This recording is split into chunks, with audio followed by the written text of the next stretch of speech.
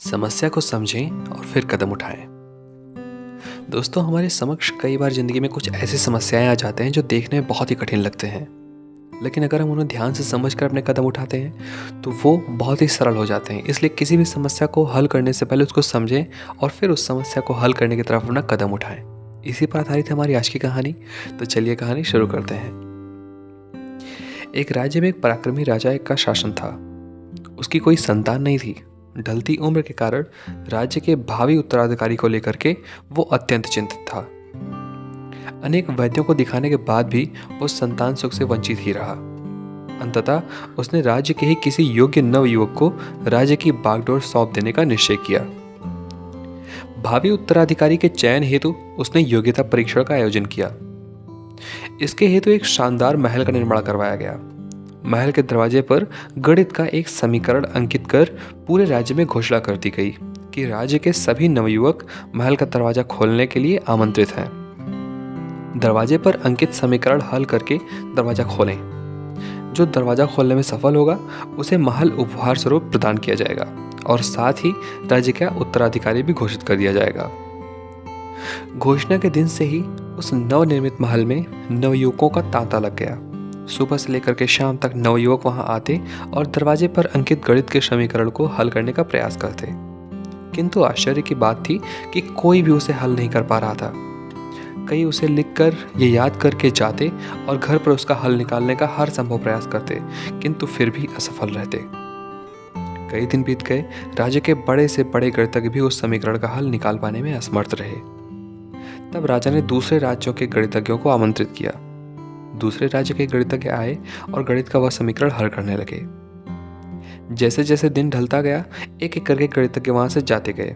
अंत में मात्र 3 लोग शेष बचे। उनमें से 2 राज्य के गणितज्ञ थे, किंतु तीसरा गांव का एक साधारण सा युवक था। दोनों गणितज्ञ जहां गणित का समीकरण हल करने में लगे हुए थे, वहां युवक एक कोने में खड़ा होकर के उन्हें देख रहा था। राजा ने जब उसे यूं खड़ा ही देखा तो पास बुलाकर पूछा, तुम दरवाजे पर अंकित समीकरण हल क्यों नहीं कर रहे? युवक बोला, महाराज, मैं तो बस यूं ही इन नामी गिरामी गणितज्ञों को तो देखने आया हूँ। ये अपने राज्यों के इतने बड़े बड़े गणितज्ञ हैं, इन्हें समीकरण हल करने दीजिए। यदि इन्होंने हल निकाल लिया तो राज्य के उत्तराधिकारी बन जाएंगे। इससे बड़ी खुशी की बात और क्या होगी। यदि ये समीकरण हल नहीं कर पाए तब मैं कोशिश करके देखूंगा। इतना कहकर युवक एक कोने में बैठकर गणितज्ञों को देखने लगा। पूरा दिन निकल गया और शाम घिर आई, किंतु दोनों गणितज्ञ समीकरण हल नहीं कर पाए। उनके मस्तिष्क में पूरे दिन मात्र एक ही प्रश्न घूम रहा था कि आखिर इस समीकरण में ऐसा भी क्या है, कैसे ये हल होगा, कैसे महल का दरवाजा खुलेगा। पूरा प्रयास करने के बाद भी वे समीकरण हल नहीं कर पाए। जब उन्होंने हार मान ली तो कोने में बैठा युवक उठकर दरवाजे के पास गया और जाकर उसे धीरे से धक्का दे दिया। जैसे उसने दरवाजे को धक्का दिया, दरवाजा खुल गया। दरवाजा खुलते ही लोग उससे पूछने लगे कि तुमने ऐसा क्या किया कि महल का दरवाजा खुल गया? युवक बोला, जब मैं बैठकर सबको गणित का समीकरण हल करते देख रहा था तो मेरे दिमाग में एक विचार आया कि हो सकता है कि दरवाजा खोलने के लिए कोई समीकरण ही ना हो। इसलिए मैं गया और सबसे पहले जाकर दरवाजे को धक्का दे दिया।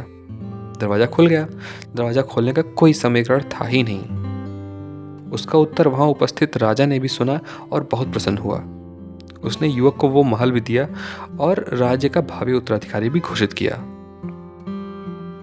दोस्तों, जिंदगी में हम कई बार परिस्थिति में फंस जाते हैं और ऐसी परिस्थिति में फंस जाते हैं जब हमें लगता है कि हमारे सामने बड़ा पहाड़ जैसा समस्या है, जबकि वास्तव में कोई समस्या होती ही नहीं, या होती भी है तो बहुत ही छोटी सी, लेकिन हम उसे बहुत बड़ा बनाकर उसमें उलझे रहते हैं। बाद में उस समस्या का समाधान करके अपने आप ही वो चीज़ निकल जाती है, या फिर थोड़े से प्रयास के बाद तो हम उस समस्या का समाधान कर सकते हैं और तब हमें एहसास होता है कि इतनी सी समस्या के लिए हमने कितना समय बर्बाद कर दिया। समस्या सामने आने पर विचलित ना हो, शांति से सोचें और फिर समाधान करने का प्रयास करें। तो यहाँ पे ख़त्म होती है हमारी आज की कहानी। आशा करता हूँ कि आज की कहानी से आपको कुछ ना कुछ सीख जरूर मिली होगी। अगर आपको आज की कहानी अच्छी लगी तो खुद भी सुनें और अपने दोस्तों को भी जरूर सुनाएं। मिलते हैं अगली वीडियो में एक नई कहानी के साथ। तब तक के लिए अपना ख्याल रखिए। धन्यवाद।